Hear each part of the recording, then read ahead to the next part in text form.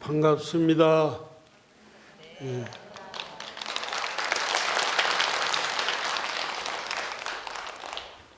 이렇게 거룩하고 멋진 법석에 초대해 주신 조계사 불교대학 총동문회 회장단을 비롯하여 임원 여러분, 그리고 동문회 졸업생 여러분, 인연 있고 관련 있는 여러분께 인사드립니다. 얼마 전 저희 보문사에서 인도 성지 순례를 갔었는데 총 인원이 50여 명이 갔었습니다. 그 중에서 불교대학, 조계사 불교대학 졸업생들이 한 7, 8분이 동참을 했습니다. 이런 것들로 미뤄봤을 때 불교대학, 조계사 불교대학 동문들이 각 처소에서 얼마나 활동을 하고 있는가, 이런 생각들이 많이 밀려왔습니다. 코로나를 겪으면서 좀 침체된 면도 있지만은 동문들이 다시 모이고 법회도 자주 하고 이러다 보면은 옛 영광을 다시 찾아서 더 활성화되리라 믿어 의심치 않습니다. 금강경 오가해 야부 스님께서 이런 말씀을 하셨어요. 정인이 삿된 말을 해도 바른 말로 돌아오고, 삿된 사람이 바른 말을 해도 삿되게 돌아온다. 그러니까 오늘 여기 모이신 여러분은 정인이단 말이에요. 정인, 깨달음을 얻은 사람이단 말이에요. 내가 어떤 말을 해도 여러분은 바르게 알아들으리라 생각하면서 법문을 시작하겠습니다. 저는 동암사 정명 스님이라고 수자스님으로 계셨는데 그분의 법문 중에 가슴에 와닿는 얘기가 뭐냐면, 부처는 마을 사람들이, 마실 사람들이 만든다. 쉽게 말해서 마을 사람들이, 주변 사람들이 그분의 원행을 듣고 보고, 저 스님은, 저 보살님은 부처님 같다. 그러니까 부처가 내 안에서 출현하는 것이 아니라 내가 어떤 말을 하고 어떤 행동을 하느냐에 따라서 부처가 출현한다는 얘기라. 그래서 저는 요즘뿐만 아니라 많은 사람들한테 지범 스님이 제일 존경하는 스님은 누구여? 또 신도분들도 많이 묻는단 말이야. 그러면 저는 지금도, 예전에도 뿐만 아니라 지금도 주저없이 축서사 무여 스님을 가장 존경한다고 그래요. 이유를 묻잖아요. 이유를 물으면은 원행이 언제나 똑같다는 얘기예요. 무여 스님은 제가 어린 나이에 망월사에서 모시고 살았고, 또 합천 해인사에서도 모시고 살았고 각하사, 축서사 만행 중에도 여러 번 모시고 살았는데 언제나 한결같이 말과 행동이 일치한단 말이야. 그래서 지금도 늘 스님을 그려보면은 항상 제가 20대 품고 있는 그 마음이 60이 넘어서 지금도 변하지 않고 있어요. 그리고 지범 스님은 누구를 닮고 싶냐 이런 질문도 많이 받거든요. 제가 무여 스님까지는 못 닮을 것 같아요. 그래서 가끔 후배 스님이나 보살님들이 어떤 스님을 닮고 싶냐 이런 얘기를 많이 듣어요. 그럴 때마다 저는 주저없이 돌아가신 설악산의 오연 스님을 닮고 싶다. 제가 그려보는 오연 스님은 경어 스님 플러스 만의 한용운이라. 경어 스님처럼 걸림이 없이 살았고 만의 스님을 능가하는 선지를 가지고 있습니다. 그러면서 저는 오연 스님을 3년 모시고 살았습니다. 설악산 백담사 문문관이 개원됐을 때 93년도 그 위에도 모시고 살았고 신흥사 향성선원이 오픈할 때도 가서 살았고 그 이후에도 스님은 11호실에 살고 저는 10호실에 살면서 스님의 숨소리를 들으면서 두어철을 산 적이 있습니다. 스님은 저만 좋아하는 게 아니라 만인이 좋아했던 스님입니다. 그래서 이제 스님의 법문 중에 기억이 나는 것이 있어서 오늘 소개할까 합니다. 동안 해제를 하고 스님께서 법문하시는데 본인이 60이 되었을 때 인제에서 노보살님이 전화가 왔더래요. 그래서 자기 남편이 할아버지가 돌아가셨는데 스님께서 와서 염불을 해 주십시오 하는 전화라. 그래서 스님께서 막걸리를 한 잔 다 하시고 인제에 내려간 거야. 초상집에 딱 갔는데 그때 마침 염을 하고 있는 거예요. 염을. 근데 염장이가 딱 보니까 보통 사람이 아니고 겉모습만 봐도 푹 쉬어있는 사람이라.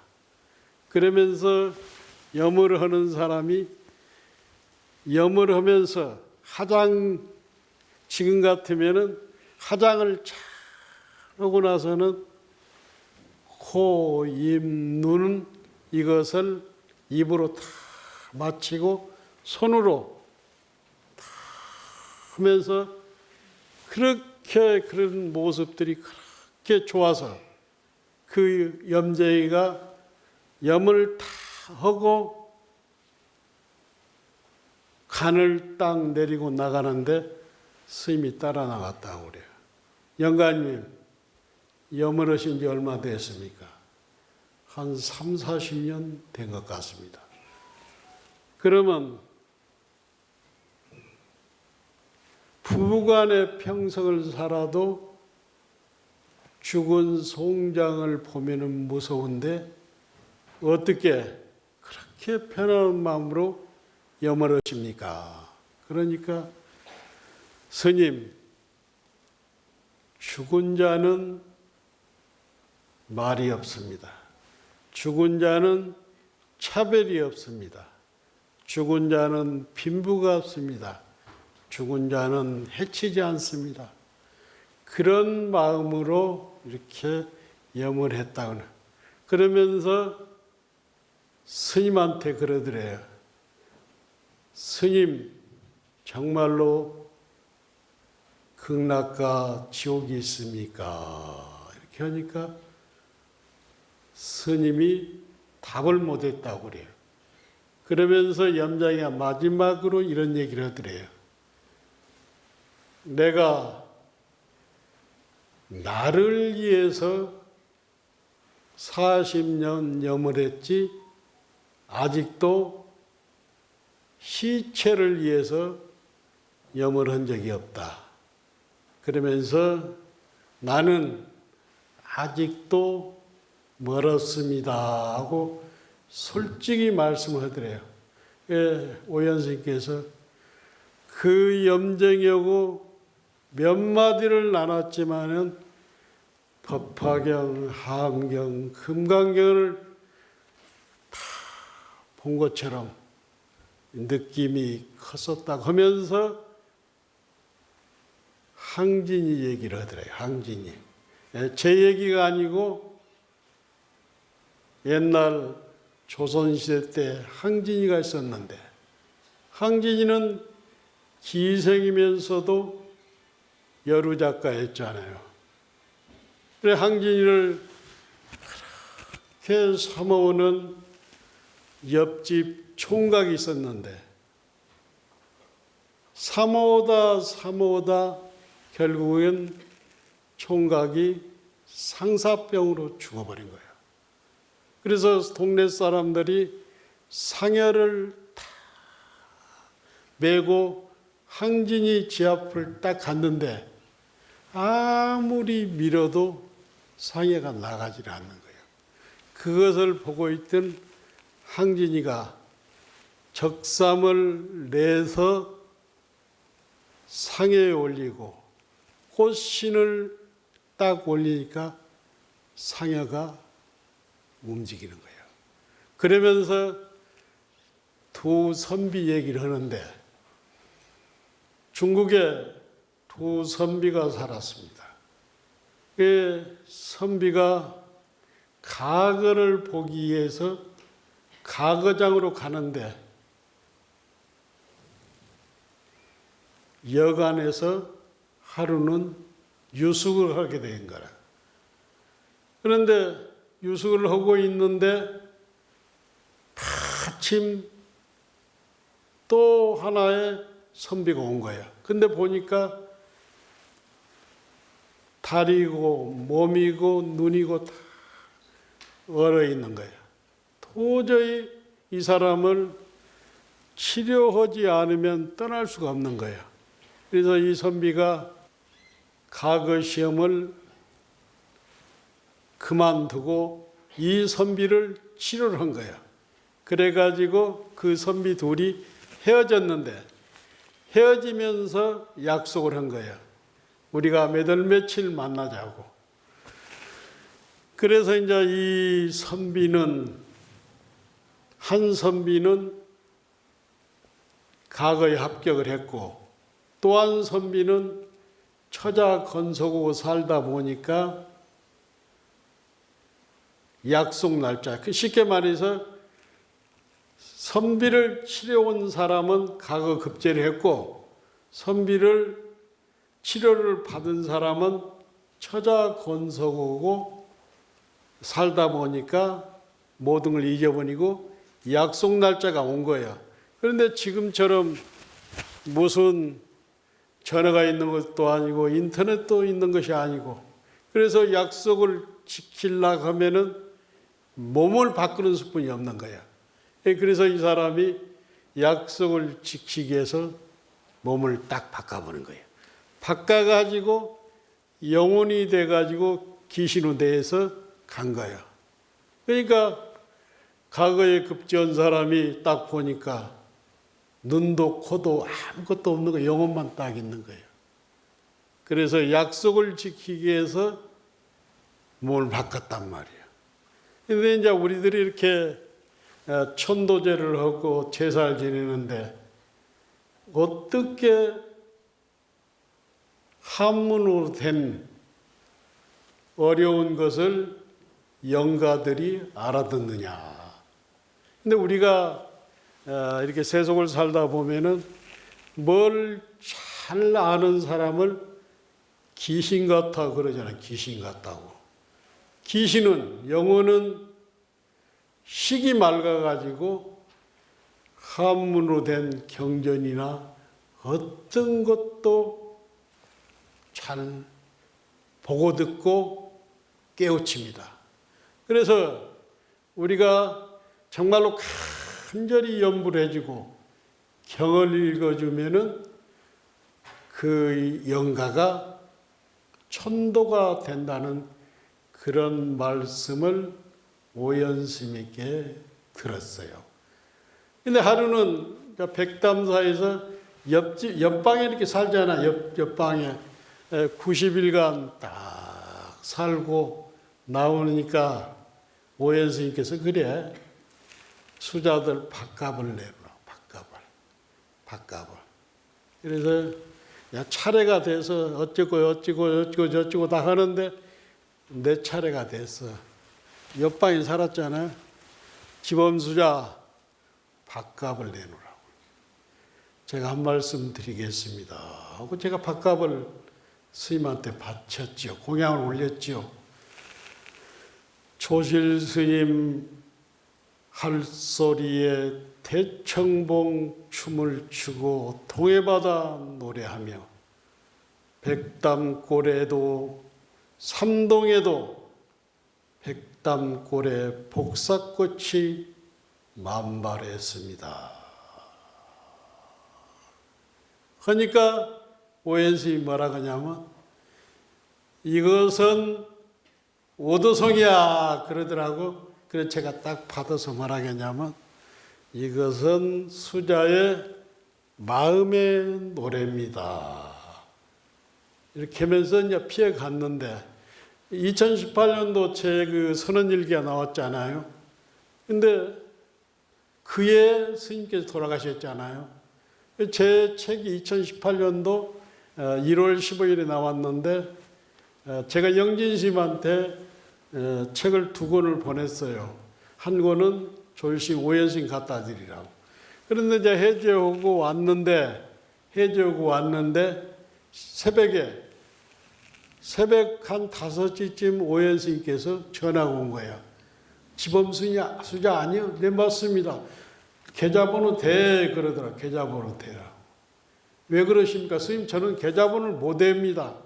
빨리 대란 말을 빨리 대.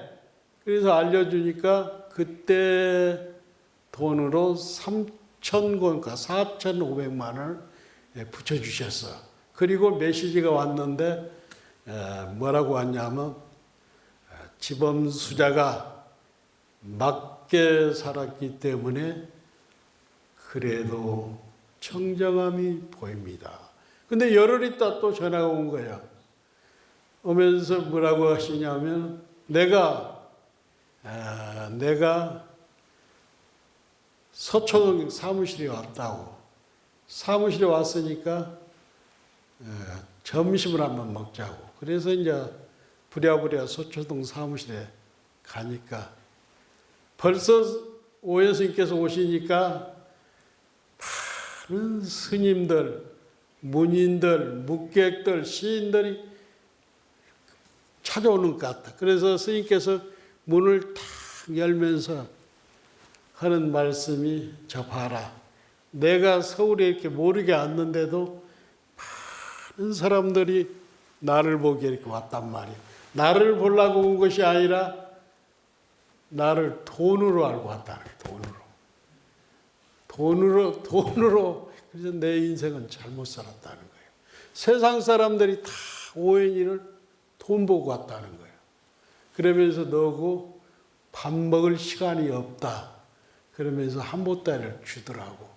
그때 이제 제 책이 선언일기가 종교 부분 일일을 할 때인데 또 전화가 오셨어. 전화가 오셔가지고 네 책이 잘 나가는지는 안다. 내가 1억을 줄라니까 1억을 받으라고 그러더라고. 제가 안 받았습니다. 왜? 스님은 돈 쓸 때가 너무 많잖아요. 그리고 그래도 책은 잘 나가지 않아요.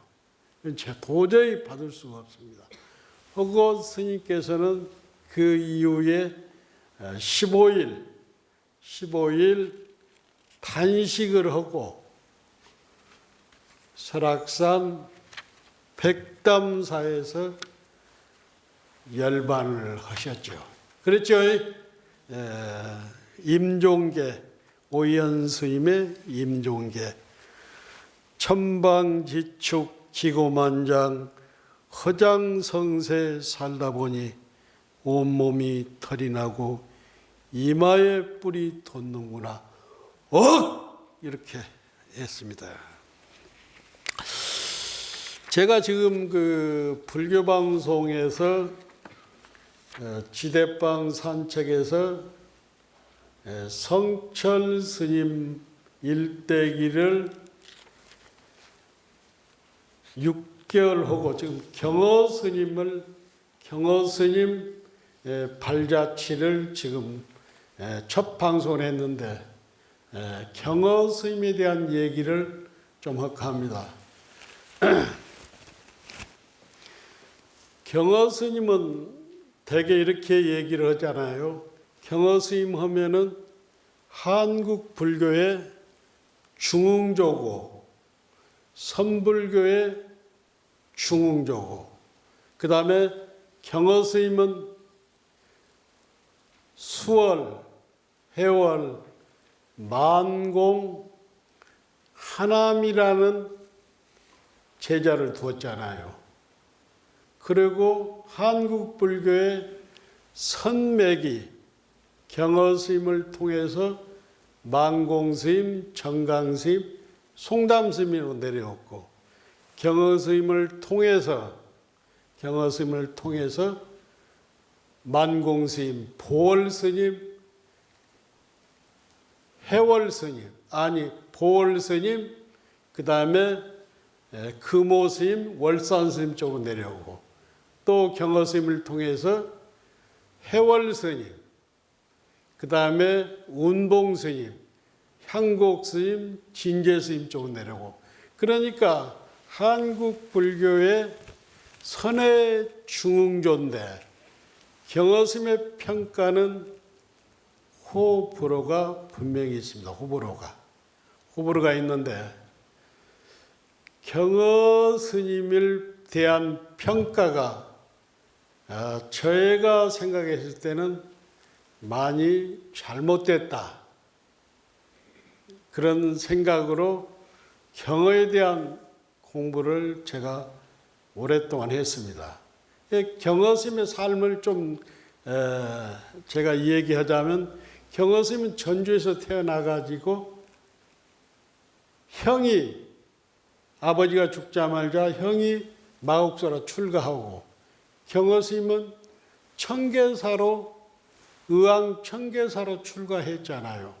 그랬는데 경허 스님이 9살에 출가해가지고 14살에 사비계를 받았는데 경허가 있기까지는 청계사에서 박처사를 만난 거예요. 박처사. 선비인 박처사를 통해서 글을 배웠고 박처사가 은사인 계어 스님한테 얘는 앞으로 큰 인물이 될 사람이니까 공부를 시킵시오.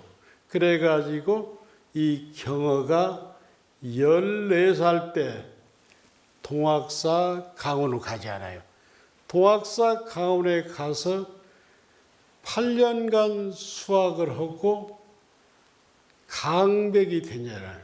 강백이 되는데 경허가 만났던 대강백 만화스님은 당대 동학사의 강주뿐만 아니라 당대 가장 이름 있는 강백이단 말이야. 거기서 8년간을 강을 배우고 23살 때 강백이 되잖아요. 강백이 되고 31살까지 강사를 하잖아요. 강사를 31살까지 하고 이 경어가 은사인 개어스님을 만나기 위해서 천안을 가잖아요. 천안을 가다가 고열병을 만나잖아요. 고열자, 콜레라를 만나잖아요. 콜레라. 그래서 본인이 일대 시교뿐만 아니라 유교 공부도 하고 경전 오록을 다 봤잖아요. 그랬는데 콜레라를 만나서 죽는다고 하니까 꼼짝을 못한 거야. 그래서 다시 동학사로 와가지고 강단을 폐쇄하고 여삼이고 마사도래, 다른 말로 당나귀 일이 끝나지 않았는데 말의 일이 도래했구나. 이 화두를 들다가 90일 동안 용맹정진 중에 은규삼이가 아버지한테 가서 중노릇 잘못하면은 콧구멍 넣는 소가 된다는 얘기를 듣고 강주 경어스님한테 물어보는 거예요. 스님, 중노릇 잘못하면 콧구멍 넣는 소가 된다는데 이게 무슨 말입니까? 이 콧구멍 없는 소에 경어스님의 화두가 딱 걸려서 깨달음 얻잖아요. 그래가지고 경어스님이 형이 천장암에서 주질했어. 어머니하고 같이 살면서. 거기 가서 보림을 해가지고 경어스님이 오도성이 터지는데 경어스님 오도성이 이렇습니다. 호련히 사람에게서 곱빛 둘을 구멍 없다는 말을 듣고 문득 깨달아보니 삼천대천세계가 다 나의 집일세. 6월의 연암산 아랫길에 돌사람 일이 없어 태평가를 부르네. 이게 경어스님이 깨달음을 얻어가지고 보림에서 이런 학철대우가 나왔는데 이 경어를 세상 사람은 모르는 거예요. 그래서 그 당시에 범어사에 계시는 주지스님이 경어를 조실로 모신 거예요. 그래가지고 경어스님이 5년 동안 해인사, 범어사, 하암사, 송강사 모든 대한민국의 선언을 개헌하고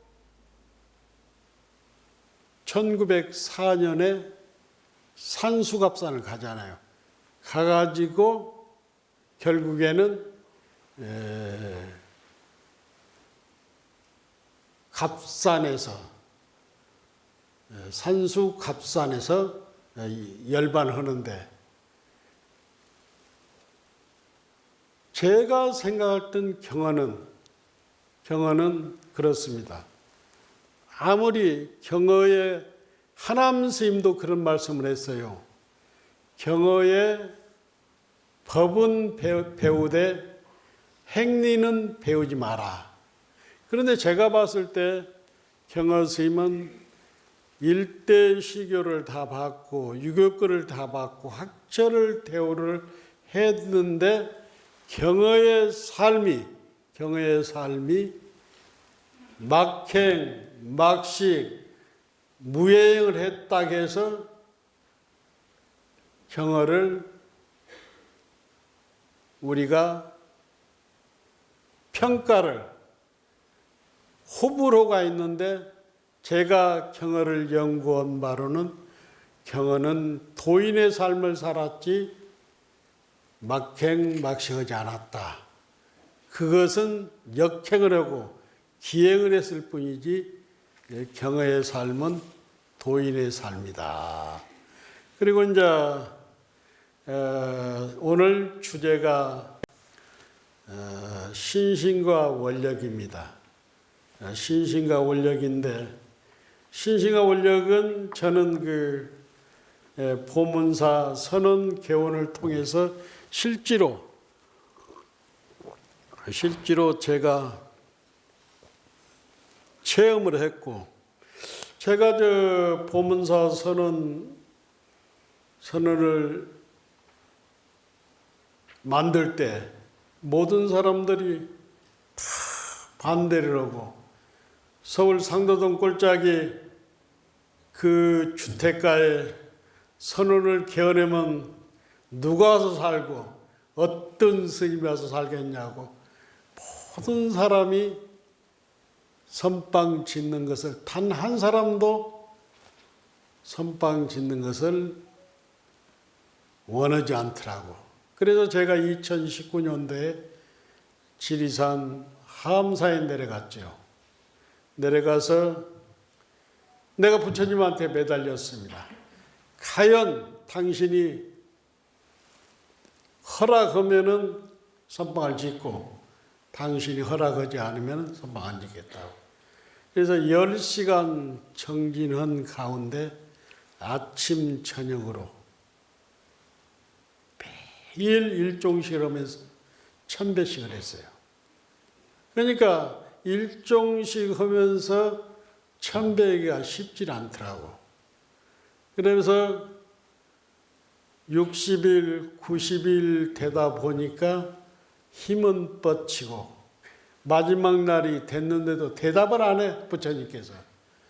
그래서 해양하는 날, 내일이 해제회담은 전날 아침에 절을 하다가 제가 옆으로 쓰러지면서 누워 있은 거예요. 옆으로 누워서 있는데 어디서 바람 소리가 들면서 지범수자, 내가 예해서 예하니까 선빵을 치어라 하는 소리를 들은 거야.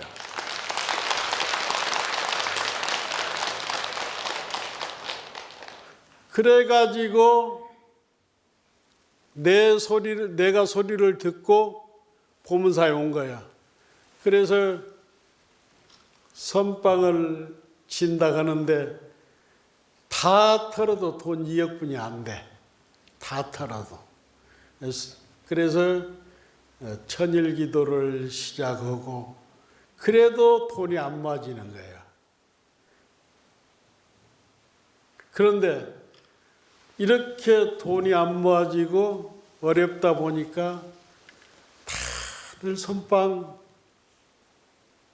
그만 짓고 적당히 조그만하게 짓다는 거예요. 근데 저는 늘 열애가 너는 해낼 수 있다.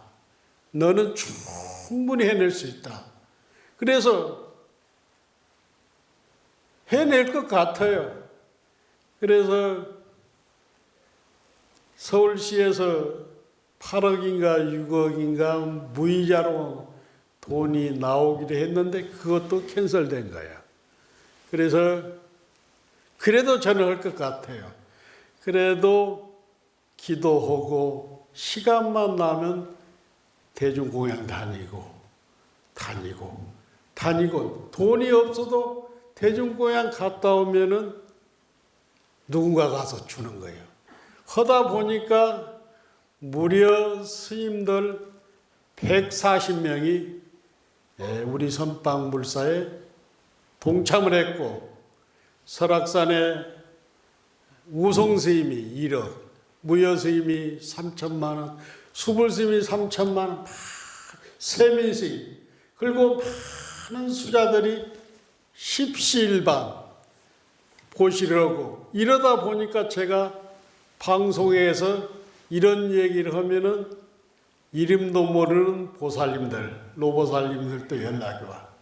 그래서 어렵사리 작년 10월 2일 날 수덕사 방장스님을 모시고 드디어 보문사 선언을 개원하고 스님들 8분과 신도들 140여 명이 동안거 결제를 했습니다.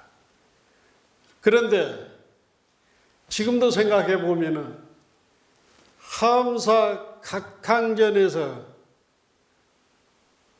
그 가피, 지범수자, 선방자 이 한마디가 내 안에 있는 열애를 출현시켰다는 거예요. 그래서 신심과 원력했는데 내 안에 분명히 내 안에는 열애가 늘 출현할 준비를 가지고 있습니다. 그러나 우리는 이것을 믿지 않고 있지 않아요. 믿고 실천하면은 열애는 분명히 나옵니다. 불교는 저는 그렇게 생각합니다. 깨달음의 종교, 이건 반쪽짜리라. 불교는 깨달음을 실천하는 종교입니다. 깨달음을 가졌다 해서 이것이 실천으로 연결되지 않으면 반쪽짜리라. 그래서 신심과 원력이 깨달음이 실천됐을 때 부처님의 만날 수가 있다는 얘기라. 그래서 그래가지고 선방을 안공되고 선방이 안공되는 과정에 있어서 제가 문광스님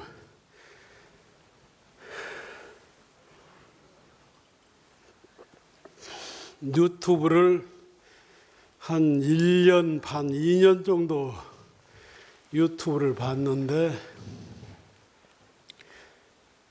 제가 그동안에 많은 강백들을 모시고 살았고 많은 선사들을 모시고 살았고 정말 내 나름대로 서울에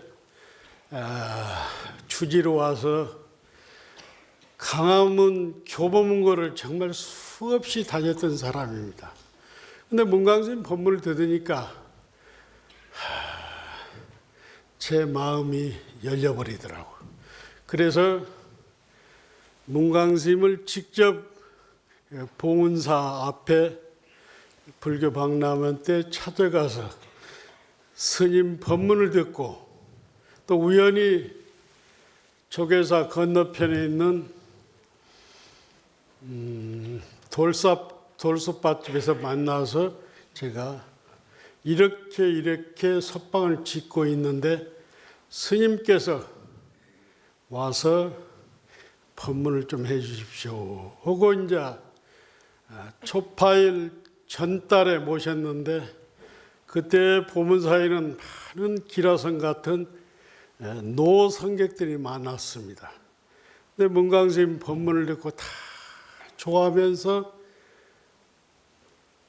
저도 직접 우리 절에서 법문을 듣어보니까 속이 터지는 거야. 참 시원한 거야. 그래서 초파일 날 초청을 하니까 신도분들이나 스님들이 이상하게 생각하는 거예요. 그래서 제가 작년에 초파일 날 문광스님 모시고 저는 뒷전에 가고 문광스님을 모셔서 법문을 듣었잖아요. 저는 그렇습니다.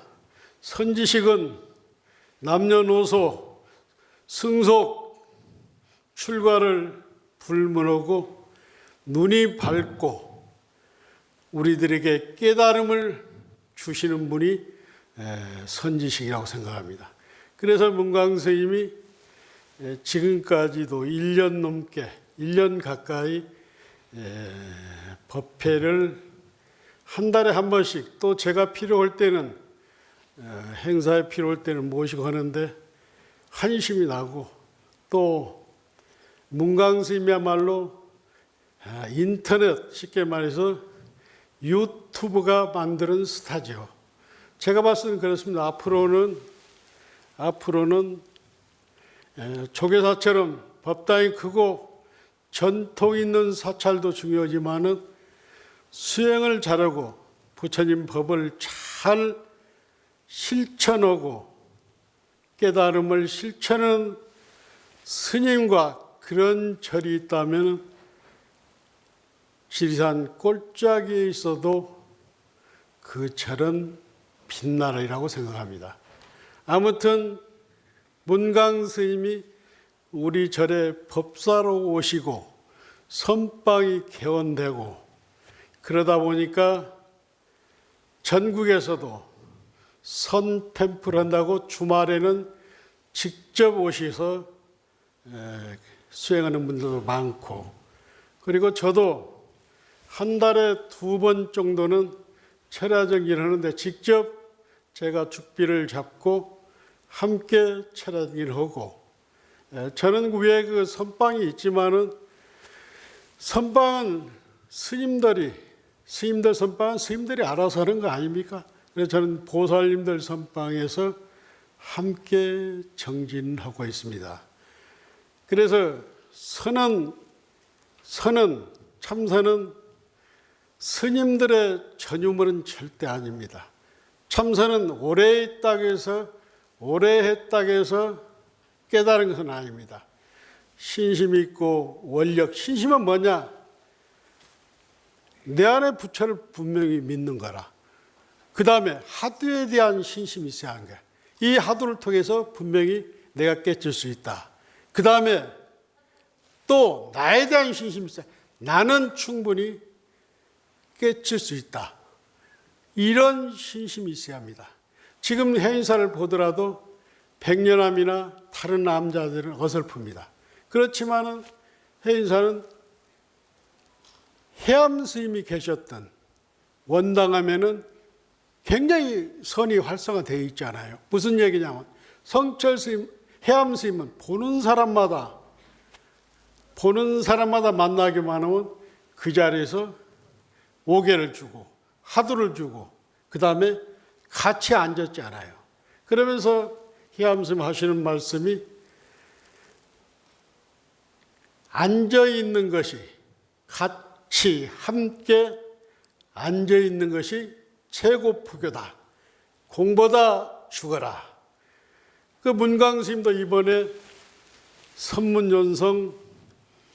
선문연성이 나왔는데 무슨 말씀을 했냐면 서문에 이런 말씀을 했어. 하루만 참선하지 않으면은 무릎에 고름이 생긴다. 근데 선은 절대 오래 있다고 되는 것이 아니라 내 안의 열애를 분명히 믿고 이 하두를 믿고 내가 해낼 수 있다는 확신만 가지면은 공부를 90%한 거라, 90%. 그래서 많은 시간이 사실 필요가 없어요. 그래 하루에 1시간씩이라도 생활을 하면서, 참선은 충분히 옛날 스님들은 나무고 물질이고 이러면서 참선했지 지금처럼 8시간, 12시간 참선하는 사람이 없습니다. 그래서 가정에서도 충분히 하루에 1시간만 시간 내서, 지금 문강 스님의 영궁체기 같은 데는 꼭 하루에 1시간을 주장하잖아요. 50분. 그래서 1시간 딱 앉아서 참선에 들어가기 전은 내가 먼저 발심을 해야 한다. 내가 깨쳐서 일체 중생을 제도하리라. 이 발심이 있어야 하는 거예요. 발심. 나 하나를 위해서 참선하는 것이 아니라 내 가족과 이웃과 모든 사람들을 제도하리라는 그 원력이 있어야 한다는 거라. 그리고 나서 발심이 됐을 때는 자기가 존경하고 신뢰가 되는 스님한테 찾아가서, 스님이 알려줬습니다. 선식을 찾아가서 하두를 받고 그것을 참구하고 그것을 공부를 통해서 인가를 받고, 이 공부는 절대 혼자 하는 것은 아닙니다.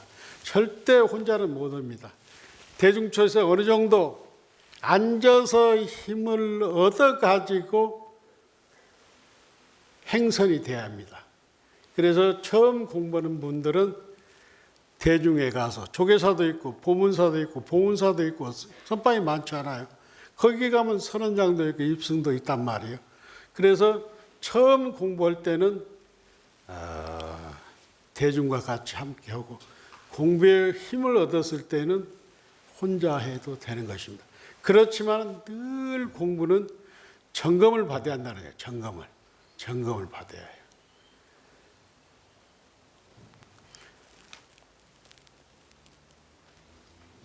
임재력에 이런 얘기하시. 임재력에 금가루가 아무리 귀한 거지만은 눈에 들어가면은 병이 된다. 임재 스님이 어느 날 왕시성이라고 임재 스님이 계시는 그 주지사가 아주 임재 스님을 신하고 그 절을 다 뒤에서 보좌하는 아주 시주자라. 한 번은 놀러 온 거예요. 한 번은 온 거예요. 절에 임재 스님하고 왕시성 주지사하고 이렇게 성당 앞에서 이렇게 보는 거예요. 저 스님들은 지금 뭐 합니까? 그러니까 임재 스님이 경을 봅니까? 안 봅니다. 선을 합니까? 안 합니다. 그러면 저 스님들은 지금 뭐 하십니까? 하니까 부처 조사되는 것을 배우고 있습니다. 부처 조사되는 것을 배우고 있습니다. 그러니까 이 왕시성이 이 대답을 하잖아요. 금가루가 아무리 귀해도 눈에 들어가면 아프다고. 부처는 배우는 것이 아니고 조사는 배우는 것이 아니에요. 부처를 배우니 조사를 배우니 배운다고 부처를 찾고 조사를 찾고 찾는다고 해서 찾아주시는 것이 아니고 내 생각을 내 망상과 번뇌망상을 내려놓았을 때 부처는 출현하게 되는 것이지 부처는 배우고 조사는 배워서 출현하는 것이 아니고 한 생각을 딱 내려놓으면 부처는 출현하게 되어 있잖아요. 마음의 본체가 뭐냐? 심체 이념이라. 마음의 본체는 생각을 떠났을 때 드러나게 되어 있는 거예요. 부처는 찾는다고 해서 찾아지는 것이 아니고 구하려고 해서 구해지는 것이 아니고 한 생각을 딱 내려놨을 때 부처가 출현하는 것이에요. 심체 이념이라. 생각이 떠났을 때 부처는 출현하게 된 거라. 그래서 부처는 밖에 있는 것이 아니라 내 안의 생각을 내려놨을 때 부처는 출현하는 거라. 그래서 선은 많은 시간이 필요 없고 하루에 1시간씩이라도 꾸준히 그 시간에 맞춰서 하다 보면은 세상 일을 하면서도 참선은 충분히 할 수 있는 거예요. 그래서 선을 하는 사람은 늘 깨어있는 사람 아니니까 깨어있는 사람은 허튼 짓을 안 씁니다. 깨어있는 사람은 절대 잘못되지 않습니다. 그래서 하두 속에 죽고 하두 속에 살다 보면은 내 삶이 달라집니다. 그런 사람은 신심과 원력이 생깁니다. 어떤 것도 해낼 수 있습니다. 죽음이 두렵지 않습니다. 저도 그 보문사 선방 배울 때 모든 사람이 안 된다 할 때 저는 단 한 번도 그것을 의심해 보지 않고 저는 여기서 감히 얘기합니다. 지금은 우리가 참선하는 사람들이 200명, 100명 이 정도 되지만은 진짜 앞으로 3년 후에는 보문사에 가나선 수행자가 저는 1000명 이상 오리라고 확신합니다. 이것은 내 열애가 추리는 있잖아.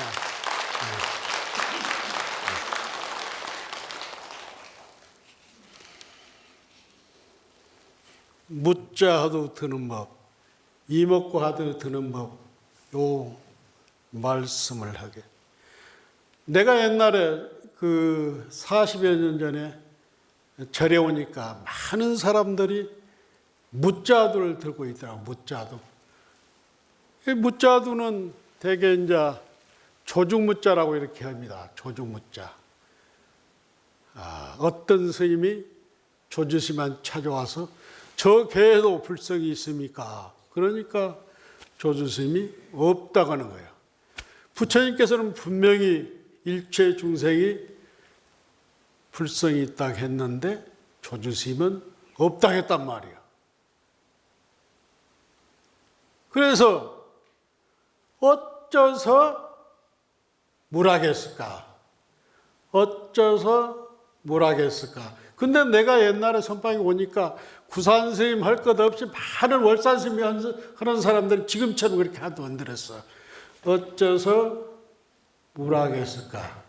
어쩌서 물하겠을까? 무라 하면서 이것이 약해지면 다시 어쩌서 물하겠을까? 무라 이렇게 들더라고. 단제를 자주 반복하는 것보다도 전제를 자주 반복하는 것보다도 단제 앞에 것을 전제다 하고 뒤에 것을 단제다 하고 그래. 단제다 하는데 전제를 자주 하지 말고 무의 포인트를 맞춰한 말이야. 어째서 물하겠을까? 무라. 그래서 옛날 효봉스님 같은 경우는 효봉스님뿐만 아니라 옛날 노스님들 보면 무라 이렇게 하도를 듣더라고. 그리고 이목과 하도 가장 많이 드는 하도 아닙니까? 그래서 이제 성철 스님 같은 경우는 부처도 아니고 물건도 아니고 마음도 아니고 물건도 아니고 부처도 아닌 이것이 이목고 이렇게 들었는데 해암 스님 같은 경우는 간센보살을 부르는 이놈이 이목고.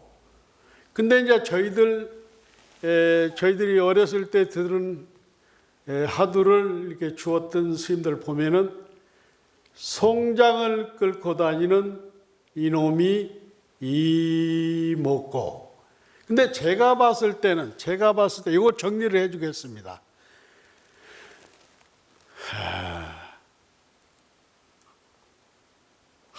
부모 미생전 본래 면목이 이목고라고 했단 말이에요. 그러면 부모 미생전 본래 면목이 너무 길단 말이에요. 그래서 이목고를 들되 하두를 이목고를 들되 이것이 약해지면 부모 미생전 본래 면목이 이목고. 그 이의 포인트를 맞추면 이를 약간 길게 들면은 부모 미생전 본래 면목이 이목고가 된다는 얘기야. 그래서 이 하두도 자기가 신하고 이런 스님들한테 가서 받아야지. 하두가 이목고가 안 된다고 해서 무자두로 이렇게 바꾸고 이러면 안 된다는 얘기라.